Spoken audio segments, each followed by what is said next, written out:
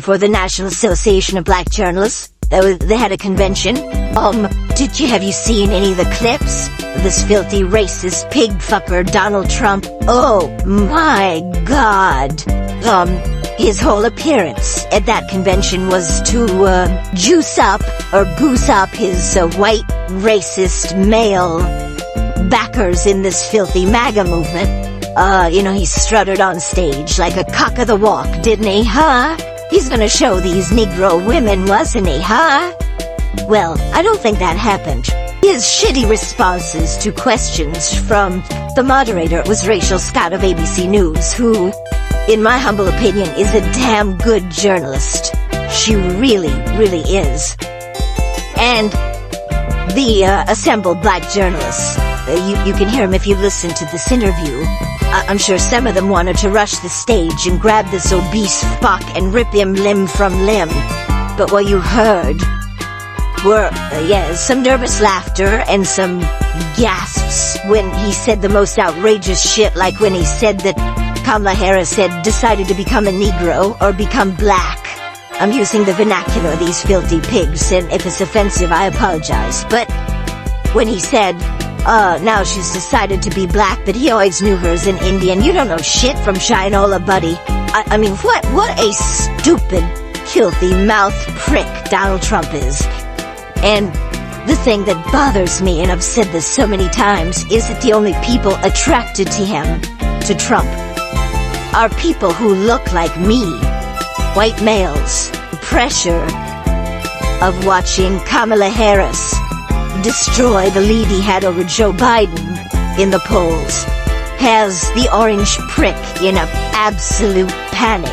Once he gets past the first 5 or 6 garbled phrases or half sentences, he starts that little wonka, wonka, wonka with his hands.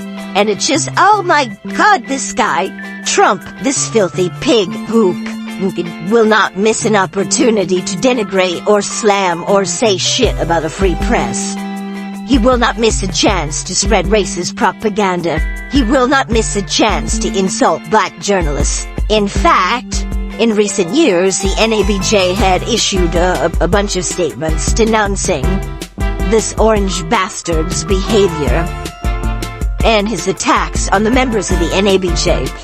I couldn't understand, I really don't, I can't, why the NABJ, it'd be like a bunch of Jews in Germany in the 1930s giving a forum to Adolf Hitler to address a bunch of Jews in a synagogue. I mean, what the fuck? Come on. And the only reason Trump took it, of course, was to regain headlines, which he has done. For the past week, 10 days, this orange, ear-bleeding prick had been, off the headlines as Kamala Harris destroyed his whole campaign. So, what Trump does whenever he feels like, oh, well, I gotta get the attention of the American people back, he goes someplace, and he makes these filthy, outrageous statements. And then, the press repeats it, and shows it. I know, what do I expect them to do? It's a two-edged sword. I think the press in this country, television especially, has an obligation to show this son of a bitch in what he's saying and the filth that he's putting out there. And the other side of that is the risk that in showing what this orange bastard does, they are legitimizing, they are making what he says and what he does. I heard this morning that, the woman, what's her name? Gisli, the woman that was involved with the sex scandals with the guy who committed suicide in prison, she has been writing a book. What the hell is her name? She's been writing a book. And the book apparently is going to be released next month.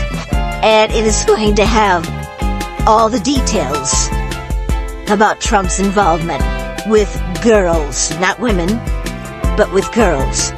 I just hope that this woman does not have some sort of an accident in prison the way Jeffrey Epstein did. Died, killed himself, didn't he? Huh? Sure he did. He committed suicide. Well, his number one recruiter, the woman that, and I'm drawing a blank on her name, yes, but she now is going to put this book out, and according to, I think on Twitter this morning, from a reliable source, not from the bullshit from, the crazy right wing. But the book apparently is going to have some incredibly powerful revelations that one hopes will end this filthy, obese pigs campaign to continue to try to destroy America. But no matter what the book says, if it has chapters about how Trump would kill 12-year-old girls and then eat their bodies, the Christians are still going to support him. Because after all, sure, so he killed a bunch of people and ate their bodies, but he's a Christian now, and he's going to lead us to the promised land. The National Association of Black Journalists had announced, ahead of this convention, that no one in the audience that was filled with journalists would be permitted to ask questions, so questions would come from the three moderators on stage. And the composition of the panel, particularly the fact that the panel included a creature from the Fox sewer, Harris Faulkner, who has given Trump all kinds of cute little interviews on the sewer that helped spread Trump's lies, and then paid an historic legal settlement for doing so, $750 million. It added to the suspicion, when this was announced, that the NABJ was giving the Orange Prick a platform to lie and peddle more propaganda, which is exactly what happened.